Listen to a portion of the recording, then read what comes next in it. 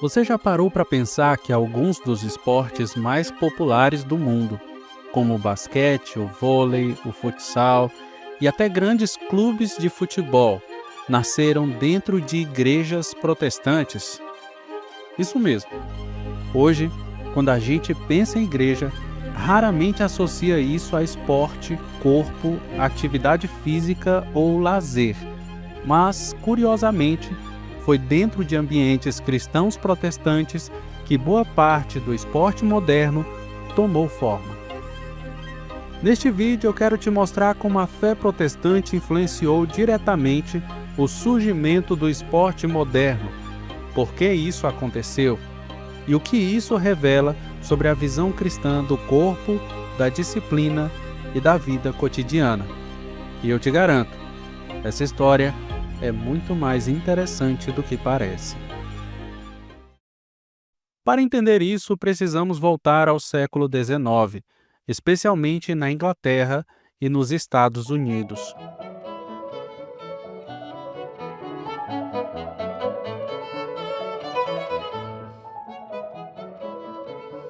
Esse foi um período marcado por urbanização acelerada, jornadas de trabalho exaustiva, alcoolismo, violência juvenil, jovens sem perspectiva nas grandes cidades. Muitos pastores protestantes começaram a perceber algo importante. O problema não era só espiritual, era também social, físico e comunitário. A fé precisava alcançar a vida real das pessoas. E é nesse contexto que surge um movimento pouco conhecido hoje, mas extremamente influente. Esse movimento ficou conhecido como cristianismo muscular.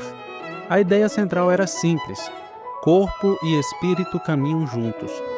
Para esses pastores, educadores protestantes, o corpo não era inimigo da fé. O esporte não era perda de tempo. A disciplina física ajudava na disciplina espiritual. Eles acreditavam que esporte formava o caráter da pessoa, ensinava autocontrole, criava senso de comunidade e afastava os jovens da violência e do vício. Em vez de apenas dizer, não faça isso, eles pensaram, e se oferecermos algo melhor? E foi aí que o esporte entrou como ferramenta pastoral e social. Uma igreja que atuava não apenas dentro da comunidade e com apoio espiritual, mas que queria transformar a sociedade. O primeiro grande exemplo é o basquete. O esporte foi criado em 1891 por James Naismith, que era ministro presbiteriano. Ele trabalhava na escola de Springfield, uma escola ligada à Associação Cristãs de Moços. O desafio dele era claro: criar um esporte para o inverno que fosse menos violento que o futebol americano, mas que ainda exigisse cooperação, ética e habilidade. O resultado foi o basquete. Desde o início, o esporte carregava valores cristãos: trabalho em equipe, respeito às regras, controle da agressividade. O basquete não nasceu como entretenimento profissional. Ele nasceu como ferramenta educativa e cristã. Poucos anos depois, em 1895, surge o vôlei, criado por William Morgan, amigo de Naismith, também dentro do ambiente da Associação Cristã de Moços. O motivo é curioso.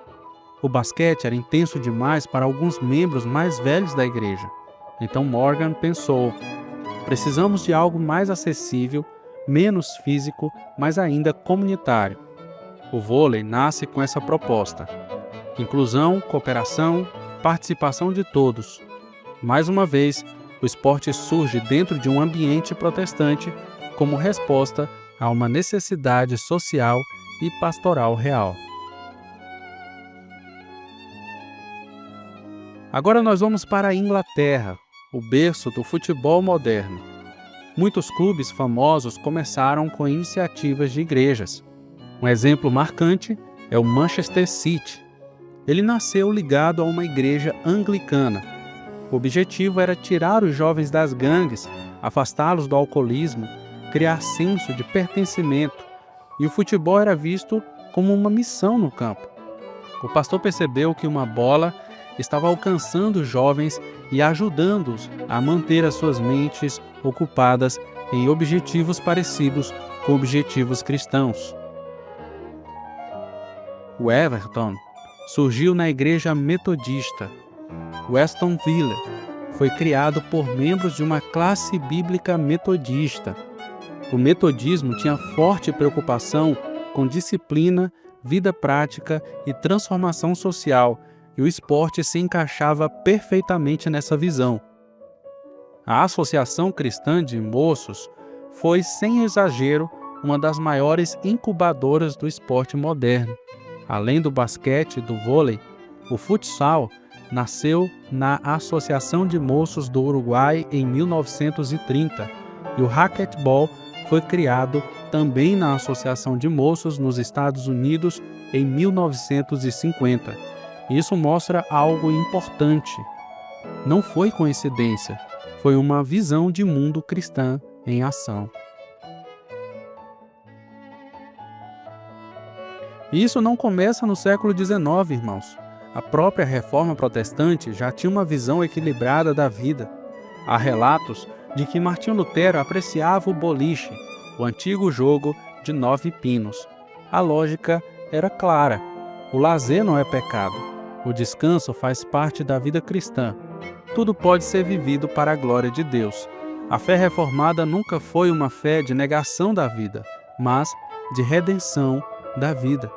Quando olhamos para essas histórias, percebemos algo profundo. O Evangelho não transforma só o culto, mas também a cultura. O esporte moderno nasceu em grande parte da preocupação cristã com o corpo, o caráter, a comunidade e a vida prática. Talvez hoje a gente tenha separado demais fé e cotidiano, mas essa história nos lembra que até uma bola, uma quadra e um campo podem ser instrumentos de graça, usados pela igreja para a transformação social. Se você gostou desse conteúdo, deixa o seu like, compartilha e comenta aqui qual esporte você pratica e se já conhecia essa história. Não se esqueça também de considerar se tornar um membro do canal Teologia para nos ajudar a continuar com esse trabalho e até o próximo vídeo.